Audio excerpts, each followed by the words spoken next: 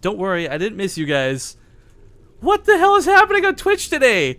I know it's getting to be Christmas and the season's greetings and everyone's feeling generous, but I want to thank you guys during the lag out screen, I guess. Mr. Prodigious and Green Fusion, thank you for your subs. Thank you for your support. And reminding everybody who subbed today, we did have a recent replay pack released with a lot of games from IEM, from Zotac. We got Scarlet in there. We got Jockshi. You name it, he's probably there. I think Innovation's not in this one. We had Innovation in replay pack number 4, actually, so I take that back. Most people are there, though. Please PM me on Twitch, reminding me so I can send you the replay pack after this, after the cast is done today. But really, sincerely, thank you guys for your support. You have no idea how big of a deal that is. Like, really, thank you. And don't forget to Ace-Cade on your way out. Now, unfortunately, Emil, known for lagging out. I love Emil to death. His connection is actually really good. It's just something about Battle.net that really screws him over on a very regular basis. I don't know. Do they remake? Do they resume from replay? What do I don't know what happens at this point. I love Emil, but we may end up just going on without him? Question mark? I don't know. That being said, folks, spawning in the lower left corner of the map, playing for Team Dignitas, it is the Red Zerg player. Give it up for Tefl. Man, one day I'm gonna like embrace my proper Canadian and like add a BC this up, and I'll just be like whoosh, whoosh, whoosh. That was actually pretty sweet. I did that by accident. Anyways, his opponent in the upper left. God, I hope I can focus on this game. I'm like super dumb giddy from you guys being awesome in chat.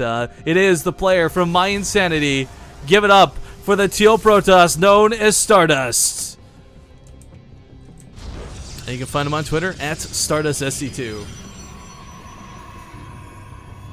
Now, yeah, poor Emil. If anyone's on Emil's stream, you can tell him he's got full permission to restream this if he needs to. Like, I know the feeling of getting dropped when you didn't really want to get dropped, so hopefully it's not going to affect him too much. A quick, actually, note about that, guys. If this has been a problem on Battle.net for a long time, I just want to kind of, like, raise awareness about this. There's a lot of time where casters don't even lag out of the game. Like, we just saw Emil lag out. Okay, that kind of sucks. But there's a lot of times that Battle.net just straight up drops you. Like, the worst, of course, is like the countdown. The worst countdown is 5, 4, 3, 2, 1, boom. You get instant drop before the load screen. The other one is you get into the game, you're about 5 seconds in, and then you get dropped for no reason. These are things that happen all the time, and it's not necessarily because people have bad connections, but because the Battle.net sucks. So while Emil may have lagged out, he may not have actually lagged out, if that makes some sense. It happens on a very regular basis, which is very annoying. At least with Emil, at least. I mean, not with all casters. Like, just kind of whatever Polish connection he has in Poland is not working out for him. Now, focusing on the game and less on the lag out there, Stardust, of course, in game number 1 in this best of 5 finals, did take a very decisive victory with that all in. Now, you can argue whether it was cheese or not. It's up to you. I mean, it's Stardust. He himself has embraced the nickname Cheese Dust. But the Oracles, I think, were just a little too much for Tefl. I mean, again, you expect 1, and 1 is like, whatever, I can deal with 1, I lose a queen at not even lose a queen. But with 2 Oracles, you can't really stop that.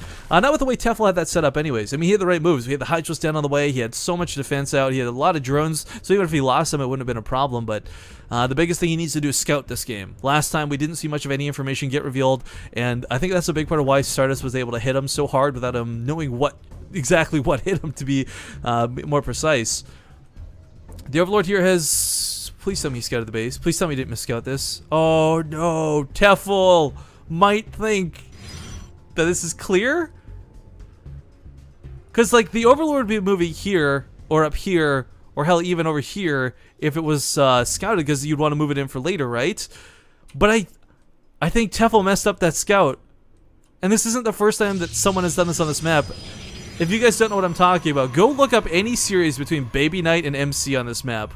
Because twice, they've both messed that up. Oh, dear. Now, it's not the biggest deal because it's not like Tefl's moving out. He's not being aggressive. But what this means is that there's no option of a counterattack because he has to 50-50 it.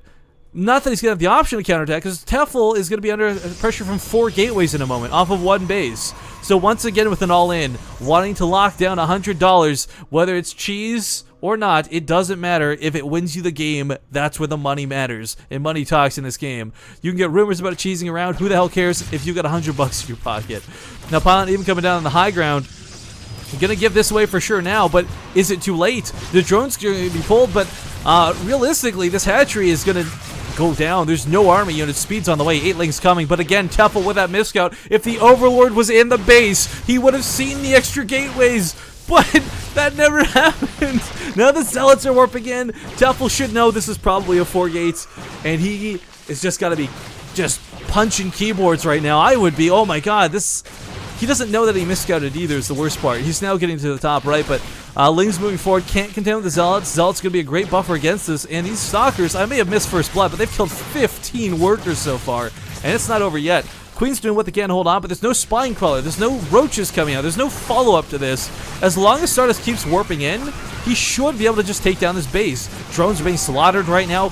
Tefl's economy is just absolutely in the gutter. Transfuse goes off on that Queen, but it's still a lot of Stalkers. Speed finishes up. That's going to be really good for Tefl, but there's not enough bulk in his army. These Zerglings are not the biggest threat when there's 2 or 3 of them at a time. When there's 50 of them, sure, good game is called, but like not when there's 2 or 3 like this. And when you have a 4 gate coming your way, of course, all you really need to do is hold.